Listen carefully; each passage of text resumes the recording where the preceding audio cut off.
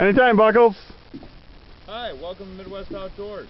I'm your host, Keith Buckles, here in Sioux Lookout, Ontario, Canada, at beautiful Lake Minnetonka.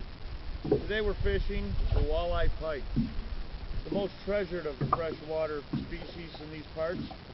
We're fishing off a rock shelf coming off one of the hundreds of islands in this lake. The weather's beautiful, the air's crisp. I'm here with my associate, Mike Walleye Walters, and we're sitting here trying to pull a couple of these walleye off the bottom. We're using jigs and a minnow, trying to do some vertical jigging right off the bottom, using a small twitching method.